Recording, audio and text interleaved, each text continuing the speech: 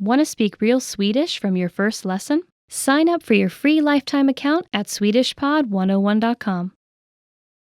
In this lesson, we learn some of the most common greetings used in Sweden. Är ni redo? Are you ready? Så låt oss börja. So let's start. The most commonly used informal greeting is hej. Hej. Hej means hi. We use it when we meet people. We can use this greeting with anyone.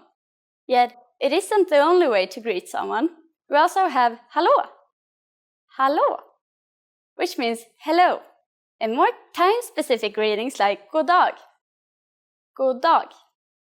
Literally, god dag means good day. As a rule of thumb, we can use god dag only during the daytime, from morning until evening. During the evening, we say god kväll. God kväll. Kväll is Swedish for evening. So god kväll means good evening. Finally, in the morning, we say god morgon. God morgon. This means good morning. However, instead of god dag and god kväll, it's much more common to just use hej. God morgon, on the other hand, is still the most common phrase to use in the morning. When saying goodbye, we say hej då. Hej då. When partying for a long time, we often add ha det bra. Ha det bra, which means be well. Finally, in Swedish, we have an expression meaning see you soon that can be considered both formal and informal. Vi ses. Vi ses. Now you can greet people in many different ways in Swedish. Let's review them all again.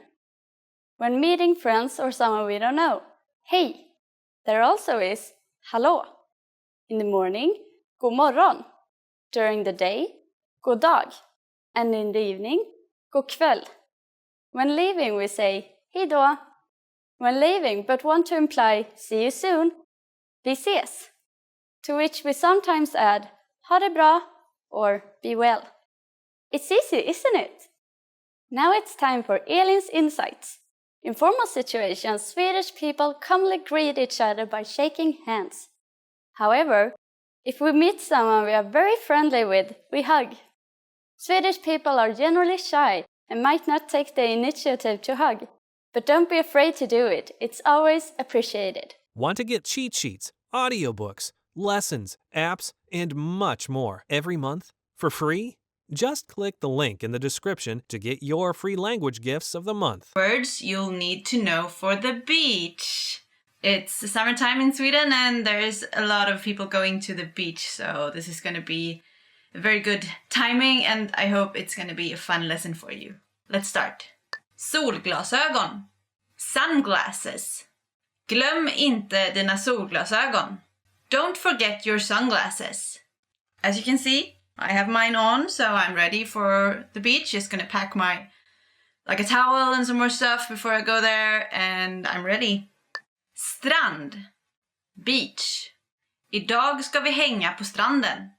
Today we're going to chill at the beach. I'm not, unfortunately, but during this weekend, I'm definitely going to go to the beach if the weather keeps being this good. Looking forward to that. Simma. To swim. Att simma är bra för hälsan. To swim is good for the health. It is indeed if you swim a lot and if you just stay swimming and don't go under the water, I guess that's not so good for your health. But swimming is a very good exercise and very good for your body and fun, I think. Sol. Sun. Solen är stark. Bränn dig inte. The sun is strong. Don't get burned. Yeah, for us with pretty pale skin and with long winters up here in Scandinavia, it's quite easy to get burned when all of a sudden we have this beautiful weather with sunshine and spend a lot of time outdoors. So that's something to be careful about for sure. Palm. Palm tree. Sandstrand och palmer så långt ögat når. Sand beaches and palm trees as far as the eye can reach. We don't have palm trees up here in Sweden, but I know that they are very common further south, and it's a beautiful setting when you have a beach with a palm tree for sure. But Don't come to Scandinavia to look for palm trees because we don't have them. Snäckskal. Seashell. Barnen plockar snäckskal. The children are collecting seashells. This is something we have in Sweden, and this is something I did as a kid for sure, collecting seashells. They're really beautiful, I think, and interesting to study the different kinds. Baddräkt. Swimsuit. Jag använder inte baddräkt så ofta. I don't use a swimsuit very often.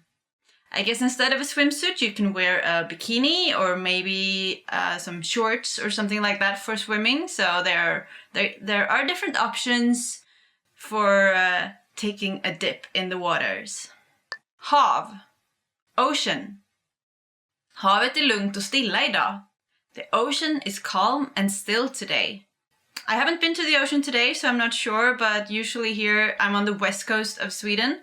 And it can be quite wild waters and still water too some days, so it can change a lot here on the coast. Livvakt. Lifeguard. Livvakterna håller koll på barnen. The lifeguards are keeping an eye on the kids. It's very good at beaches where they have lifeguards. Usually here in Sweden we don't. People like to go to pretty small beaches here. We have a lot of small beaches, not those like huge city beaches. We don't really have them. But lifeguards are good for sure and something we have in some places. Vattenscooter. Jetski. Jag hoppas vi kan åka vattenscooter. I hope we can go on the jet ski. Actually, I never tried jet skiing. It's not something I would do on a regular day on the beach, but I hope I get to try that sometimes. And maybe you tried. It seems very fun. Badhandduk. Beach towel.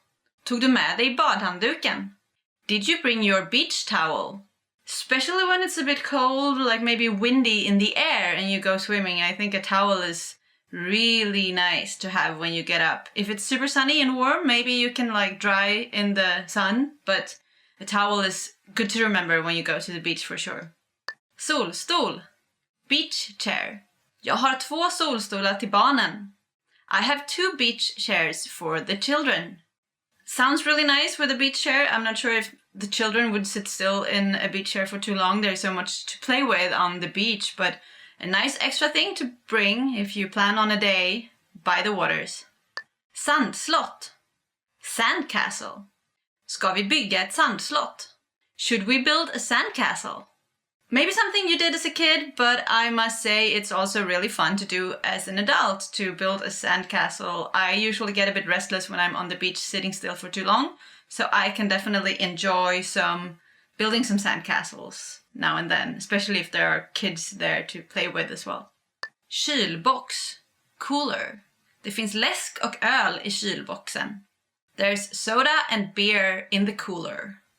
That sounds super yummy. It makes me long for the beach, something cold to drink, and the warm sun. We'll see if I have time for that this week, because it sounds really tempting right now. Tidvatten. Tide. Tidsvattnet kommer in snart. The tide will be coming in soon. Some places the tide can go really, really fast, so that's something to be careful about so that you don't all of a sudden find yourself covered in water. I know that the waves can suddenly go very high up, so something to remember, especially if you come from a place where there's not that much tide. Solbränna. Tan. Vilken snygg solbränna du fått. What a nice tan you've gotten. Yes, I told you it's very popular to get a tan in Sweden, especially in the spring, because we come from the winter when it's hard to get sun on your skin. People appreciate a lot getting a tan. Maybe sometimes a bit too much, maybe they sit too much in the sun, but we do complement each other on tans in Sweden for sure. Snorkling. Snorkeling. Vi har bokat en snorklingsutflykt. We've booked a snorkeling excursion. That's something really fun if you want to see what lives under the water, not just on the surface or on the beach. You can bring the goggles and go snorkeling. Super fun and a lot to see. And I would say maybe not maybe the beach is not the best place, but like further out from the sand so that you can see some animals and some vegetation under the water. Flip-flop. Flip-flops.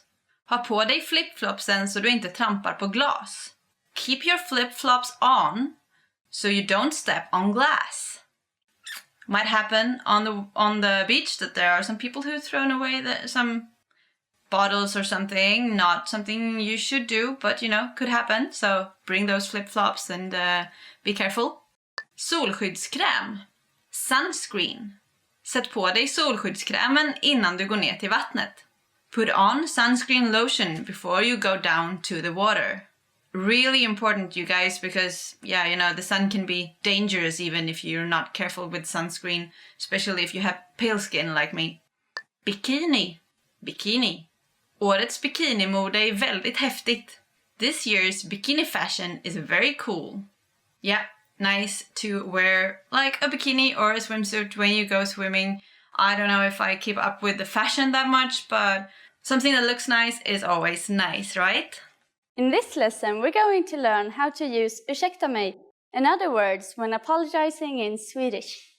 We use ursäkta mig in formal situations, such as when we are ordering something in bars or restaurants. For example, ursäkta mig, en kaffe tack. Excuse me, a coffee please. We can also use it when asking a question. Ursäkta mig, var är toaletten? Excuse me, where is the toilet? The common way to say excuse me is ursäkta mig. Ursäkta mig.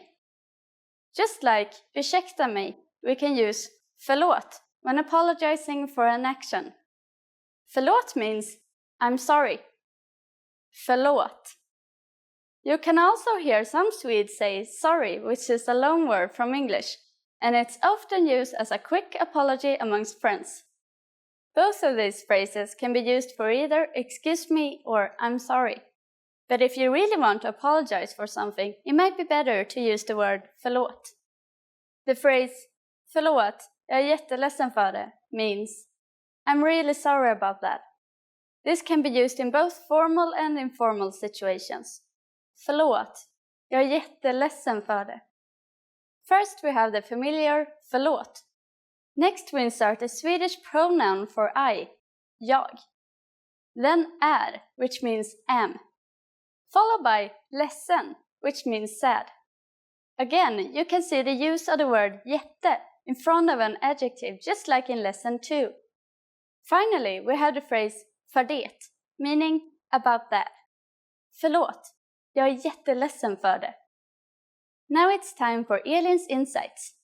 In Sweden, if you accidentally bump into someone, you might not get any response.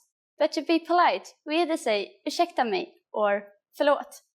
You can also use these phrases when you want to say, sorry, can you repeat what you just said? In this lesson, we're going to learn how to use good manners as we thank people. Är ni redo? Are you ready? Så låt oss börja. So let's start. There are several ways to thank someone. So let's start with the easiest. It's just one word. Tack. Tack. Tack means thank you. When saying thank you very much, you just need to add så mycket at the end. Tack så mycket. Tack så mycket. Så mycket literally means so much. So tack så mycket, it's like saying thank you so much. During the last lesson, we didn't mention anything about formality in speech in Swedish. However, there are some subtle differences in how you will be perceived by others. Tack is a casual way to thank someone. Tack så mycket expresses more gratitude and is thus more formal. A longer and more formal phrase which expresses a lot of gratitude will be tack så mycket, jättesnällt. Tack så mycket, jättesnällt. Jättesnällt means really kind. It is very common to put jätte in front of adjectives to amplify their meaning. But how do you respond to these thanks? It's easy. There are basically two different ways to do it. The first is varsågod. Varsågod. Varsågod means you are welcome. You use this expression after someone has thanked you for a favor or for something given to them. The other way to say you are welcome is the expression ingen fara. ingen fara. Literally, this phrase means no problem or it's okay, and it's used when someone has thanked you for your help or for a favor. So, when someone says tack to you, you can simply reply with varsågod or ingen fara, depending on what they thanked you for. Now it's time for Elin's insights. If you're not sure about whether to use tack or tack så mycket, keeping it simple is always your safest bet. You don't have to worry about formal or informal situations. Tack can be used with just about anyone, anywhere, and at any time.